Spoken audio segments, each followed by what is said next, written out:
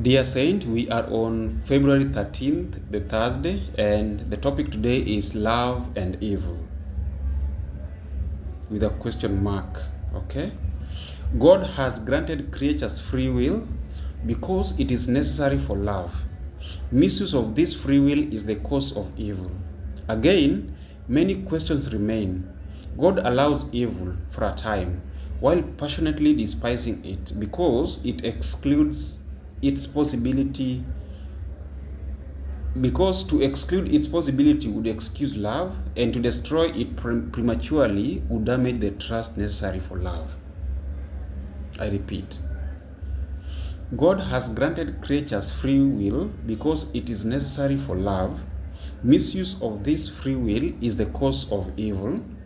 Again, many questions remain, for God allows evil for a time while passionately despising it, because to exclude its possibility would exclude love, and to destroy it prematurely would damage the trust necessary for love. I quote, "The earth was dark through misapprehension of God, that the gloomy shadows might be lightened, that the world might be brought back to God. Satan's deceptive power was to be broken. This could not be done by force. The exercise of force is contrary to the principles of God's government. He desires only the service of love, and love cannot be commanded. It cannot be won by force or authority. Only by love is love awakened. To know God is to love Him. His character must be manifested in contrast to the character of Satan."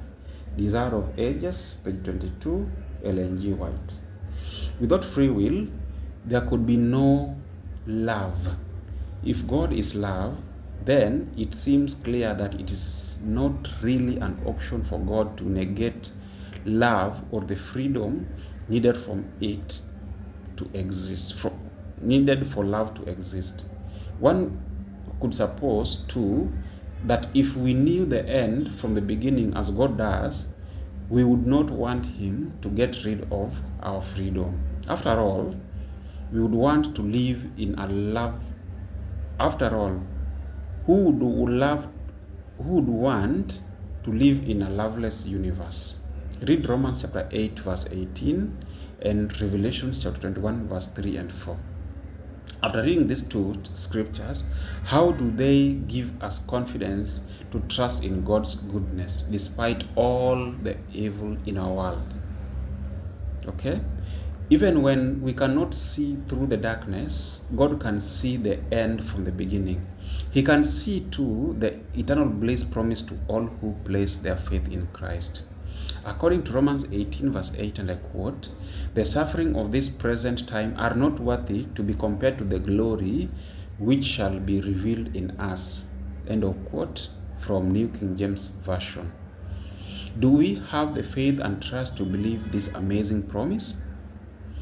Also, so sacred, so foundational was love and the freedom inherent in love, that rather than deny it to us, Jesus knew it would send Him to the cross where He would suffer greatly.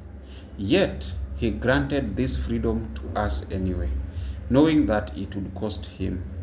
Why is such a crucial thought to keep before us always? Why is this such a crucial thought to keep before us always? We are wrapping up the lesson for today. How does the keeping in mind that the fact that God grants us free will help protect us from thinking that everything that happens is God's will? I repeat the question. How does keeping in mind the fact that God grants us free will help protect us from the thinking that everything that happens is God's will? Something to think about. If you have a comment, dear Saint, please don't forget to put it across on the chat box. See you tomorrow on Friday. Thank you.